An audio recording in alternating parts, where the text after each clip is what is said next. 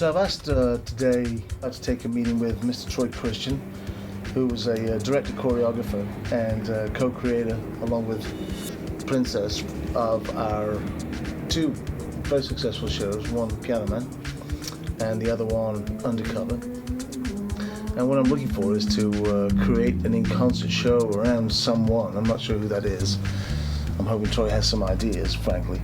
I meet with Troy so he can perhaps direct that project.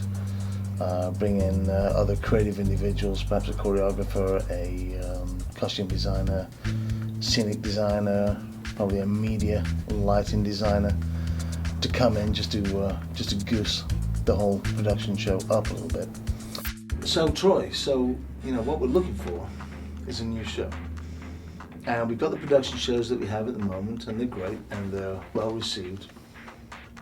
But I want to do something like an in-concert show, something a little different. I'd like to try and get, if possible, using our cast, using our principal vocalists, the two girls and two guys. Same formula as always, right? Same formula as always. But using a celebrity, hopefully, if we can afford one, if we can get one, if we can find one, using a celebrity and wrapping a show around them, so it's sort of this person, whomever that may be, in concert. Well, how would you make that work if you have one celebrity? I mean, how do you service multiple ships or something like that? Well, that's true. That's difficult. It's one of our challenges. But what we can do is perhaps flip them between two different ships and have them work their show, because we're only going to probably present it one evening.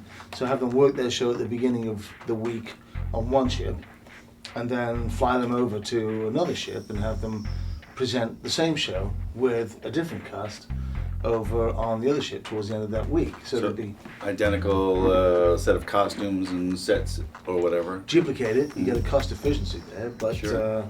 Not just that, you're able to present this show and hopefully the celebrity over on two different vessels for two separate sets of passengers.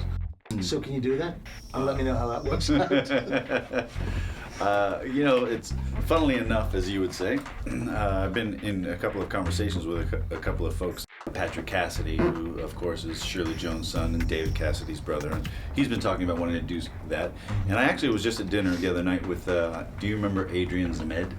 Yeah. Wasn't he in Grease 2? Grease 2, TJ Hooker, what else did he do? A Bachelor Party. Oh yeah. It was like... And Dance Fever. Song and dance guy. Yeah. Right. Yeah. Yeah, he would be actually, someone like either of those two guys would be perfect for our demographic. Let's bring him in.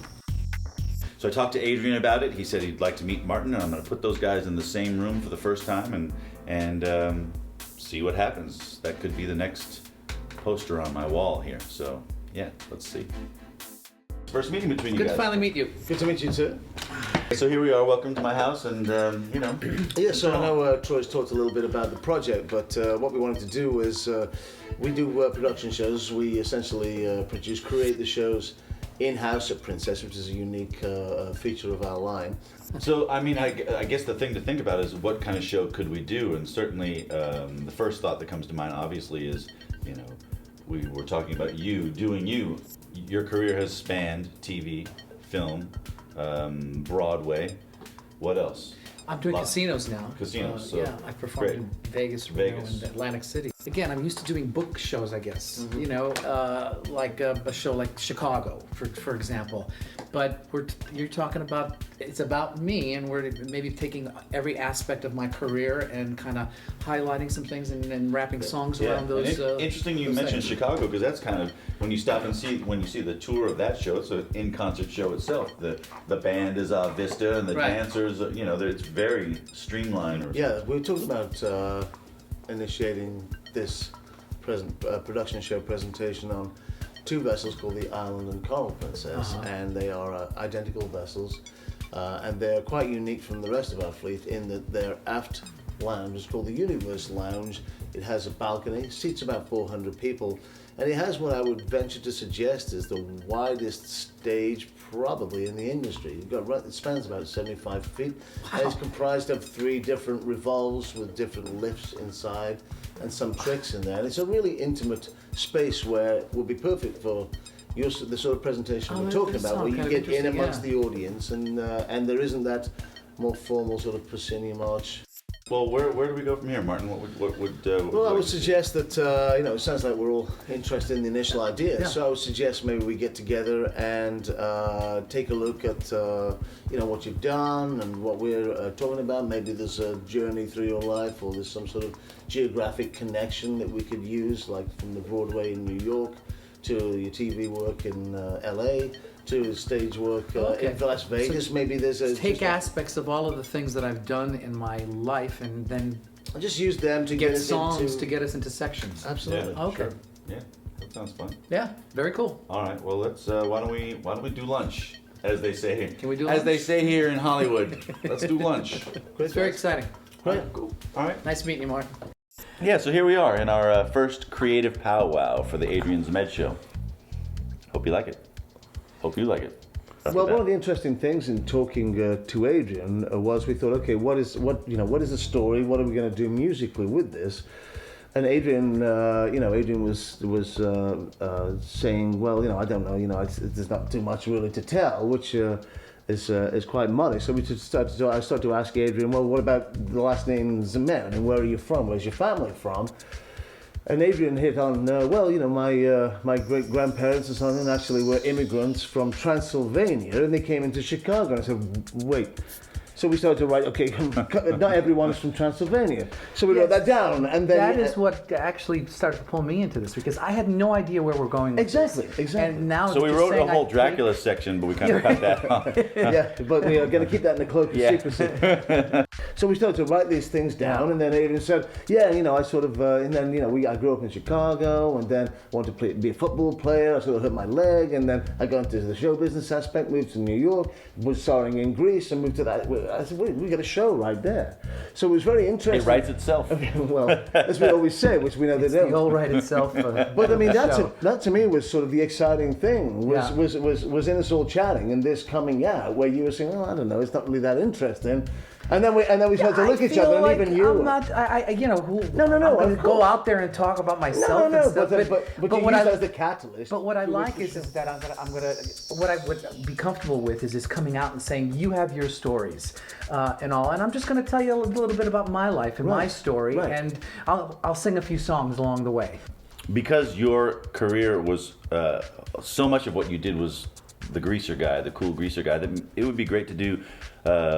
Nod the cap to that and do kind of a 50s rock and roll section and just celebrate the music that inspired Grease and the music of that time. I mean, that's, don't you agree? In other words, like take the artist, the artists and to take some of their songs and say, because the music was inspired by some of these. Well, these guys. there's so much great music in that time. Let's not just limit ourselves to a musical or an artist or an idea. Let's just celebrate the music of that time. Yeah. 50s rock and roll, you can't really go wrong with that. I mean, Elvis and Little Richard and who else? Jerry Lee Lewis. Jerry Lee Lewis, why not? There's a finale waiting to happen. You shoot my nerves and you got on my brain. Too much love, that's a man insane. Oh, what a thrill, you broke my will. This gracious, great balls of fire. We'll continue this process at a later time. Thanks for joining us. You got plenty there. You got plenty there. Okay, so we have this great facility that we just started to build. Actually, not just started to build, we just started to finish the building of. And what I'm excited about, our show is going to be the first one rehearsing in this building. First show rehearsing in this brand new Premiere of Adrian Zmed. So come on through, and as you can see down here, we have our larger studio, which is where we're going to have, this is the facility, which is going to allow us, after you, this is the facility that's going to allow us to do production in front of an invited crowd, which is something that we've never been able to do. What we wanted to do was be in a position where we can have an off-Broadway moment, where we can show shows and new concepts to an invited audience, ask their opinion, and then ultimately they'll be able to give it, and we shall reserve the right to ignore it. I was going to say, and then we reject that opinion and go on with what we're doing. Yeah, exactly. This is the standard scenario. Okay, so here we are in the afternoon. We've just come back from the studio where we've been looking around, as it were. And so we're here with a production meeting. We have Kevin Miller with us. We have Denise Zimney with us. We have Jackson, the costume designer, here. And we have the lovely Nick Tenbrook, who is our musical director, along with, of course, our director for the Adrian Zmed in Concert Show, Mr. Troy Christian. So here we go for the beginning. Yep. We're all doing black and white and silver. For example, like these zoot suits that the guys are in, I will put stones on all the sequins, you know, on the whole, on all the stripes, everything. So we'll really pop. Pop, for sure. Everything will pop. And then Adrian's going to stand out because he comes out in that first look. Right. So he's got sort of this cool, sexy, leading man, non-period piece Right. look to him. Has a little sparkle, and the material has black on black Exactly. sparkle. So Exactly. But everything has a sparkle to it. And the girls, like we have, I'm going to use fabrics like this one. She's like this. I'll do the stones all over, you know, up and down. So you've got these guys. So really, to give them a boost for towards the end, we wanted to do some of this stuff. We're actually Jackson's taking a look at LED. Everyone, all the dancers and the singers will put these jackets on. You know, the boys in blue and the girls, and they're satin bomber jackets. But we'll do the logo on the back of the record with the chaser lights, white chaser lights to outline the record, and then I'll have pink on the rock and blue on the roll. Okay, well, thanks for hanging in with us during this expeditious production meeting, putting up with our crazy sense of humor. Oh, good. I think it's gonna look great. I think you've done a swell job. Thank you. Awesome. And everybody seems pleased and Yeah, they happy. do. So that's great.